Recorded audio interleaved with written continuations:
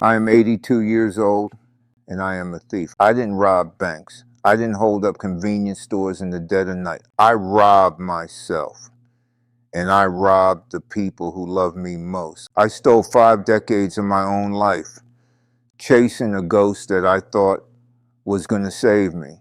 All those things you are running after right now. The heavy bank accounts, the prestigious title, the sprawling house with the perfect lawn, the sheer respect of people who don't even know you. They will never, ever give you what you are actually looking for. I spent over 50 years of my breathing beating life sprinting on a treadmill, trying to fill a massive echoing void inside my chest. 50 years. Do you have any idea how many sunsets that is? How many quiet Sunday mornings? How many cups of coffee? How many moments I completely threw away because I was looking at the horizon instead of the room I was standing in? I need you to stop whatever you're doing. Put down your phone, turn off the television, and just listen to my voice for a little while. Because the agonizing lesson that took me over half a century of sweat and stress and broken promises to learn, I am going to hand it to you right now, and I am praying, I am begging you to take it so you don't wake up at 82 staring at a wall wondering where the hell it all went. We all tell ourselves the exact same lie. Every single day we say, I will finally be happy when. I'll be happy when I get that senior partner role at the firm. I'll be happy when the mortgage on the 4-bedroom house is entirely paid off. I'll be happy when my retirement portfolio hits $2 million. I'll be happy when people walk into a room and instantly respect me. I whisper that toxic little lie to myself every morning while I shave. For my entire adult life, my whole damn life. And let me tell you the punchline to the sickest joke in the universe. I got the senior partner role. I paid off the massive brick colonial house in the suburbs. I built the portfolio. And people absolutely respected me. When I walked into the mahogany boardroom of my commercial real estate firm in downtown Chicago, people stopped talking and poured my coffee. But here is the devastating, ugly truth that the magazines and the motivational speakers never tell you. When you finally cross that imaginary finish line, when your fingers finally close around the prize, the finish line instantly disappears and reappears 10 miles down the road. The finish line always moves. Always. You drag yourself up a jagged cliff thinking you are almost at the summit. And when you finally pull yourself over the edge, gasping for air, you look up and realize it is just a false peak and the real mountain is still thousands of feet above you. I spent 50 years running until my lungs burned toward a finish line that was completely made up in my own head. Let me take you back to a Tuesday afternoon in November of 1991. I was 51 years old, and I had just closed the biggest commercial leasing deal in the history of our firm. I remember the exact smell of that afternoon. The rich, suffocating scent of leather chairs and the expensive cedar polish on the boardroom table. I remember the heavy, satisfying clink of the crystal Scotch glasses as my colleagues toasted to my name. I was wearing a $3,000 charcoal suit that felt like armor. I had the corner office with floor-to-ceiling windows looking out over the freezing, churning water of Lake Michigan. My name was etched in heavy brass on the door, right at eye level. And every junior associate called me sir, with a little tremor of fear in their voice. I had become the man I swore I would become when I was a scared, skinny kid wearing hand-me-down shoes. I took a sip of that 20-year-old scotch. I looked out at the glittering skyline of Chicago. And I waited for the feeling. I waited for the satisfaction, the warmth, the overwhelming sense of peace that I had sacrificed my entire youth to achieve. And you know what washed over me in that freezing, quiet office? Absolutely nothing. Well, not nothing. It was worse than nothing. It was a cold, hollow, echoing emptiness that terrified me down to my bones. I felt like a man who had spent his entire life digging a well with his bare hands, tearing off his fingernails, bleeding into the dirt, only to hit the bottom and find dry rock. I sat alone in that massive office for hours after everyone left. The sky turned a bruising purple, then pitch black. And I just stared at my reflection in the glass thinking, is this it? Is this what I ignored my daughter for? It took me another 20 agonizing years to decode that exact moment, to understand the fatal flaw in my entire existence. I'm a stubborn man, a painfully slow learner, but sitting here today with hands that shake when I hold my tea, I finally know what was wrong. I was never actually chasing the millions of dollars. I was never chasing the brass nameplate. I wasn't even chasing the fear and respect of those junior associates. I was chasing a feeling, a phantom feeling that I desperately lacked inside myself. I just wanted to feel for one single second of my life that I was enough. I wanted to feel like my existence mattered, like I was inherently worthy of taking up space on this earth. I bought into the colossal delusion that if I just stacked up enough paper money, if I just climbed high enough on the backs of other men, that feeling of worthiness would magically be granted to me by the world. But you cannot extract deep, soulful peace from a corporate job title. You cannot deposit self-worth from a hefty bonus check. You cannot absorb the feeling of being enough from strangers calling you sir, that vital, life-saving feeling of being enough. I could have simply handed it to myself at any moment. I didn't need the world's permission. I didn't need to bleed for it. I didn't need to earn it through 60-hour work weeks. I only needed to make a quiet, firm decision in my own mind, to look in the mirror and decide that I was worthy, that I mattered, that Arthur Pendleton was already enough, exactly as he was, flaws and all. I could have made that beautiful decision when I was 28 years old. Instead, I made it when I was 76. That is nearly 50 years of my life thrown into a furnace, burning myself alive to earn a medal that was already sitting in my pocket. And the tragedy, the absolute nightmare of this delusion, is how it destroyed my marriage. Different battlefield, exact same fatal mistake. My wife's name was Margaret. I remember the day we bought our house in the affluent suburb of Winnetka.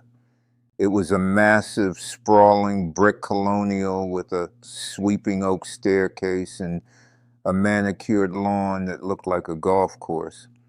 I bought her a brand new silver Mercedes sedan with cream leather seats. I draped her in nice clothes. I paid for vacations to Tuscany and the south of France.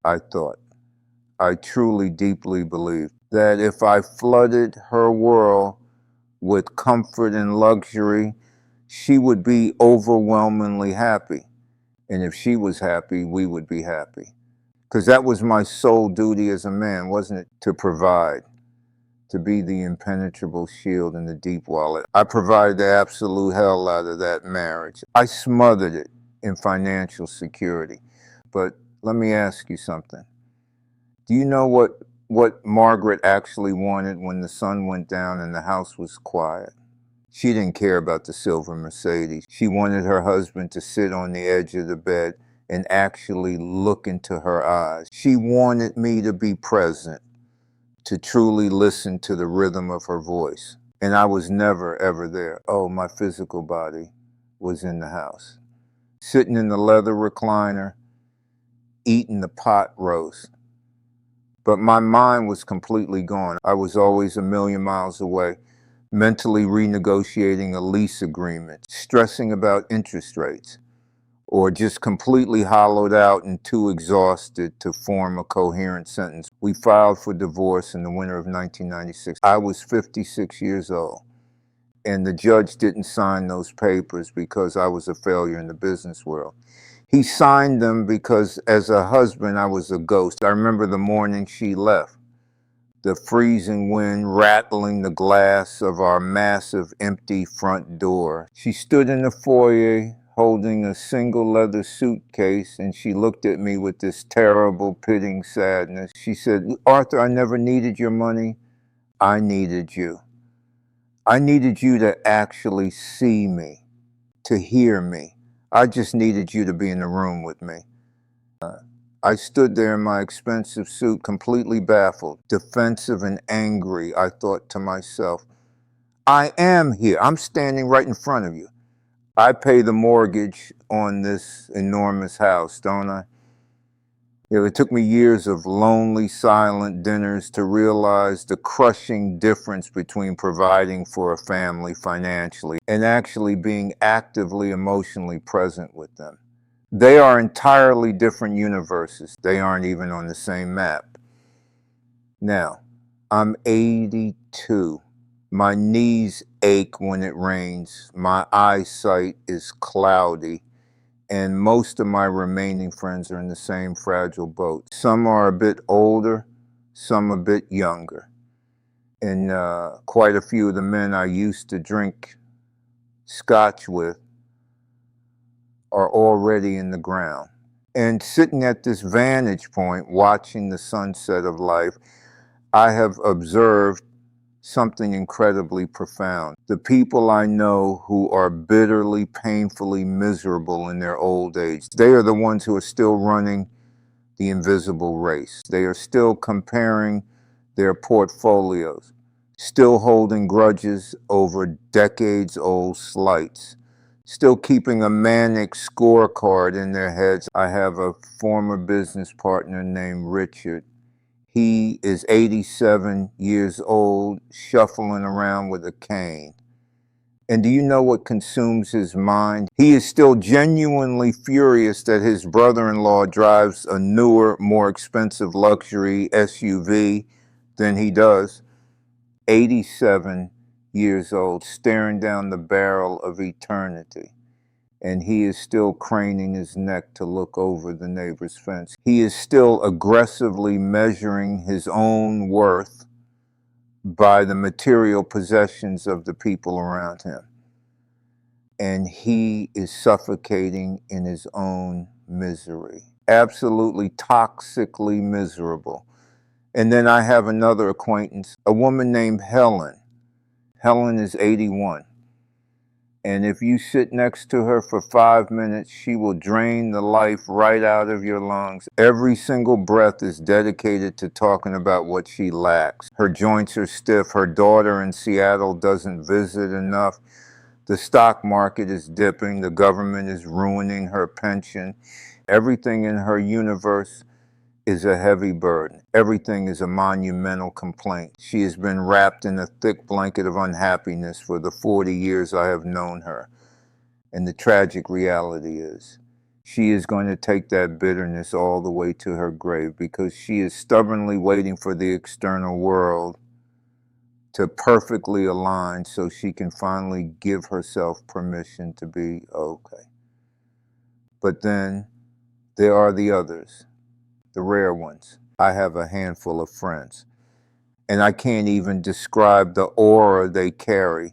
It's just this incredible floating lightness, a deep, unshakable peace. They have completely dropped the rope. They aren't trying to prove their intelligence or their wealth to anyone anymore. They threw away the scorecard decades ago. They are just deeply, beautifully present. Curious about the texture of a leaf, fascinated by a documentary, genuinely savoring the taste of a cheap cup of diner coffee. My friend Thomas, He is 89 years old. And I swear to you, he is the wealthiest man I have ever met, even though he lives in a tiny, drafty one-bedroom apartment on a strict fixed income. His heart is weak, his medications are expensive, but that man wakes up every single morning with a smile that could light up a cavern. He is so incredibly grateful just to open his eyes. He spends his afternoons learning to paint with cheap watercolors, reading historical biographies, asking the waitress at the diner deep, sincere questions about her life. We were sitting on a park bench last spring feeding the pigeons, and he turned to me with this profound clarity in his pale eyes, and he said, "Arthur, I spent 65 years of my life desperately trying to become somebody important. Now, I'm just trying to be right here on this bench, and my God, it is so much lighter." That is the entire secret to the human experience. Right there in that sentence, it is never about the size of the bank account.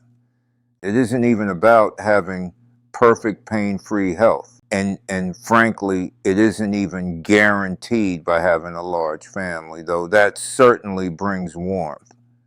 The only thing that matters, the absolute only metric of a successful life, is whether you have finally negotiated a peace treaty with your own soul. It is whether you have violently slammed the brakes on the endless chasing and finally surrendered to just being.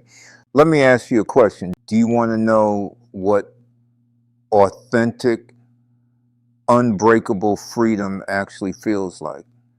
I can tell you exactly what it tastes like.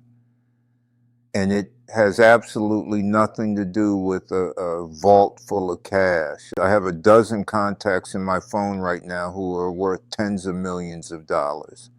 And they are prisoners in solitary confinement inside their own minds. They are paralyzed by paranoia, terrified of losing their status, completely incapable of enjoying a simple sunset because they are calculating tax liabilities.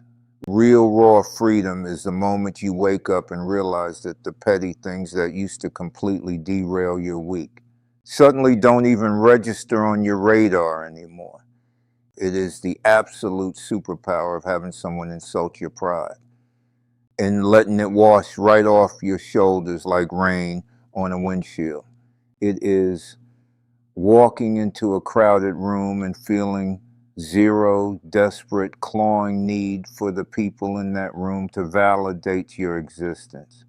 It is waking up, walking into the harsh bathroom light, looking at the wrinkled, scarred face of an 82-year-old man in the mirror and saying out loud, "Yep, that is who I am, and I am entirely at peace with him." True freedom is the shocking realization that you do not need a single external object, title, or validation to be completely whole inside your own skin. And that realization, that precious golden nugget of truth, is something most human beings bleed their entire lives trying to find, and they run out of time before they do. They take their last breath still sprinting on the treadmill, still waiting for the payoff, still foolishly believing that the pot of gold is just around the next blind corner. Listen to me closely, because this is the snare that caught my ankle and dragged me through the dirt for 50 years. You logically convince yourself that once you finally capture that big goal, your soul will finally be satisfied. I am looking you dead in the eye and telling you, it will not. The void is a black hole. There is always, inevitably, another thing to chase. I paid off the massive mortgage on my Lake Forest home when I was 59. I signed the final paper and expected the heavens to part and a chorus of angels to sing. I thought I would finally be able to exhale, to sink into the couch and be free. Do you know what actually happened the very next morning? My brain simply pivoted. I immediately began agonizing over my retirement yields, panicking about the rising costs of long-term health care, terrified of a sudden market crash. What if the tech bubble bursts? What if inflation skyrockets? What if?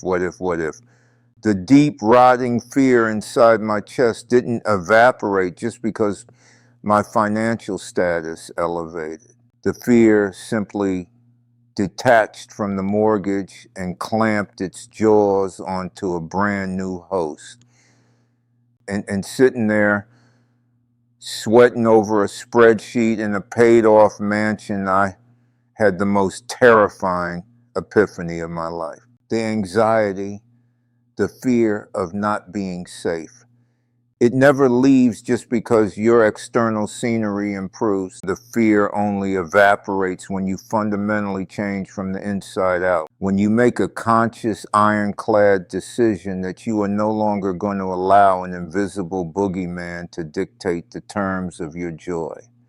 When you draw a line in the sand and declare that you are perfectly fine, right here, right now, in this exact messy moment, regardless of what storm might roll in tomorrow.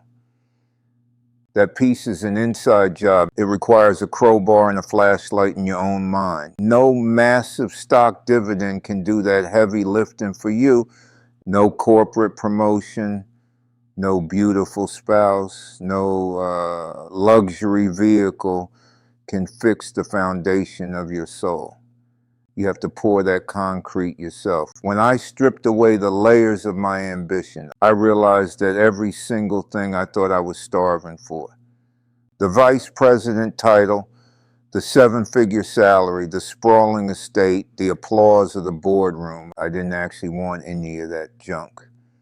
Deep down in my fragile human core, I just wanted to feel safe. I wanted to feel like I genuinely mattered to the universe. I wanted to feel a profound sense of unconditional love.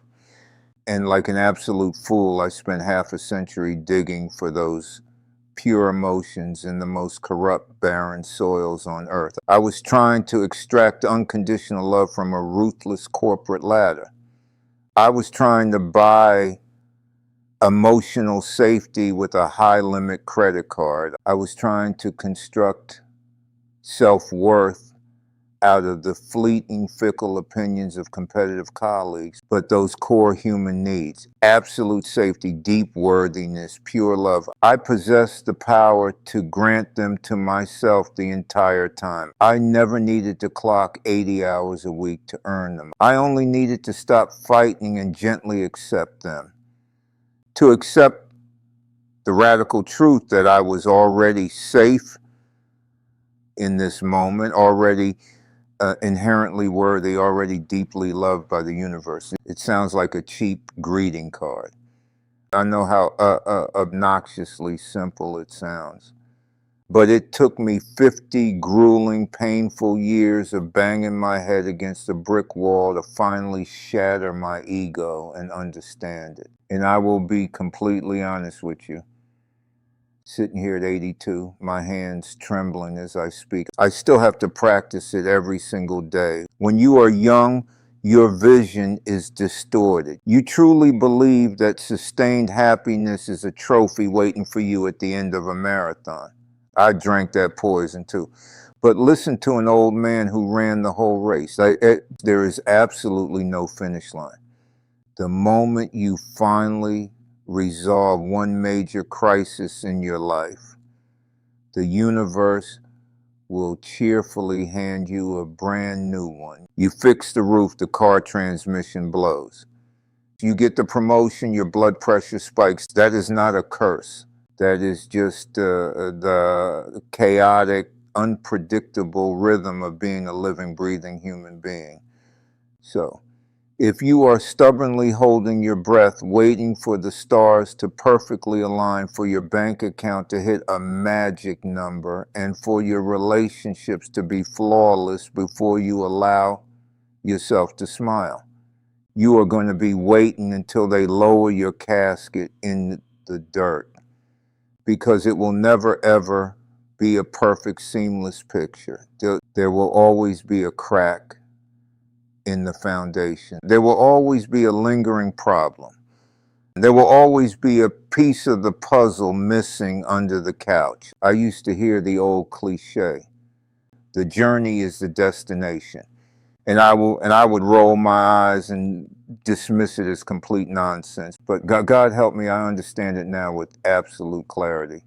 This is it right here.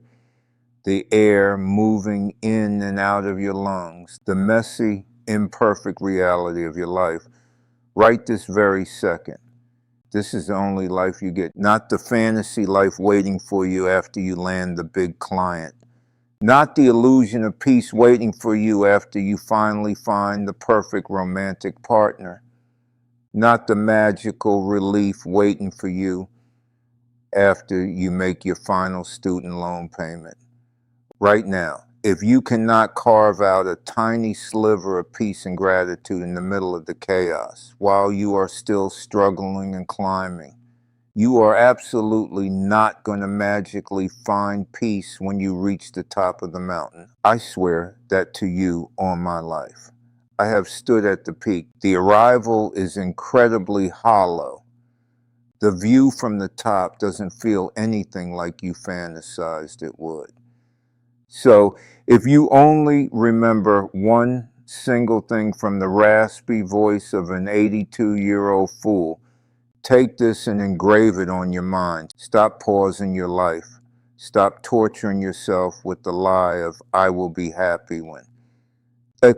It is a venomous lie. I swallowed that venom for 50 years, and my only reward was half a century of standing in the waiting room of my own existence, postponing my joy.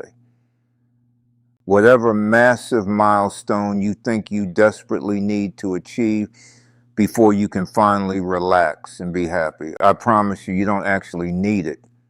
What you actually need right now, today, is to make an uncompromising decision that you are enough with all your flaws, your debts, your messy relationships, and your unfulfilled dreams.